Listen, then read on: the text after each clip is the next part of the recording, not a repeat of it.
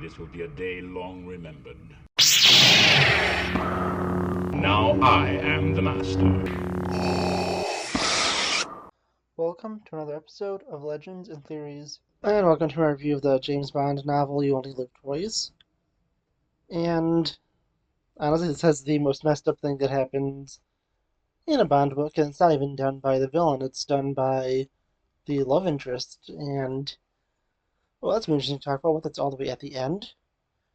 And this novel is very interesting and different because this is Bond still reeling from the events of the previous book where Blofeld went and killed his wife.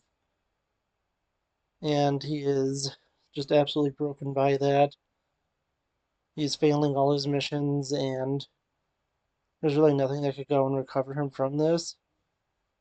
And M does want to send him out to retirement, but he's convinced to give him one last try, and he's given a final job to go and take out a criminal in Japan. And this is unknowingly to them. Or I'm going to take out a criminal in Japan. He's sent to go and make a almost impossible deal in Japan to go and get access to some spying equipment they have, which they're only sharing with the Americans. And through this, Bond is sent on a mission by them to basically as a test to see if they're worthy. He's sent on a near impossible mission to go and take out a person who the Japanese government sees as an extreme threat because of them being able to just kill so much of the population by setting up a truly evil setup where they have gardens that were going to be used to, well, filled with poisonous gases and other types of plants to go and have people commit suicide in it. And the government really just wants it to be got rid of, and Bond is sent to go and do it to, again, make this deal happen. And it is honestly it's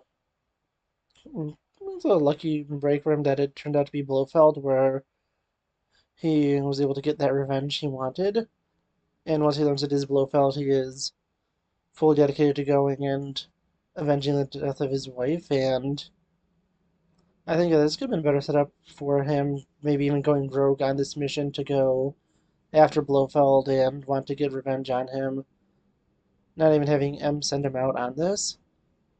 That'd been really interesting with that, and then it would make the ending a little even more little dark, where he put himself on this own path to get this just absolutely terrible fate done to him.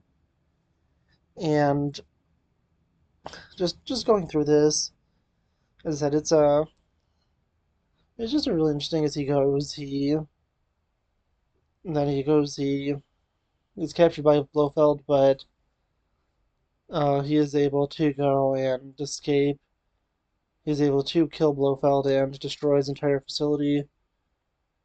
And when he escapes, he is seriously injured and gets amnesia, and he is rescued by the love interest of this. She brings him back to the island, but lets everyone believe that he is dead, so she could be with him. And she basically nurses him back to health, convinces him that they were in love, marries him, and then is going to have a child with him until his memories start to return. And he goes and leaves her to go and regain his memories. And this is while she is pregnant with James Bond's child. And it is it's just honestly just a really, really disgusting act for his character to do. It is just really, really messed up to go and ruin someone's life. And this person who, well, ruin it in a sense, but she's letting him live a happy life, but she's letting everyone that he knows and loves think he's dead. She doesn't know if he's married or anything. She just knows that she likes him, and she just does just an evil act, and it truly is just really messed up. But yeah, honestly, just looking at it, is that it's just a really, really evil thing for her to do, and I'm just really in shock about that.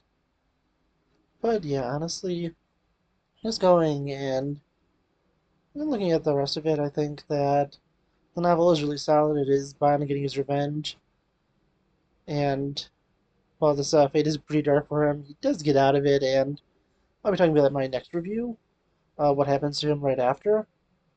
But yeah, honestly, it's just a really evil thing for her to do, but it still makes it interesting. And going through really everything, I think the only thing that I can truly complain about is I wish that Bond went into a mission knowing full well that he was trying to get revenge on Blofeld and not just accidentally run across him. And yeah, honestly, that's really my only complaint. But besides that, really enjoyed the book, and it's a nice end to the character of Blofeld on this. And just to check, I pulled up the character's wiki page, and I made sure that he wasn't like revived by another author after this. And thankfully he wasn't. Maybe there was like a reboot or something that caused him to come back, but thankfully, at least in the continuity that Fleming set up, James Bond didn't have his greatest villain return from back from the dead by another author. So yeah, honestly, I want to know what you think. Please leave me in the comments, and until the next episode of Legends and Theories. Thank you for watching this episode of Legends and Theories. Please subscribe, like the video, share the video, leave a comment, check out the video on screen, and may the Force be with you.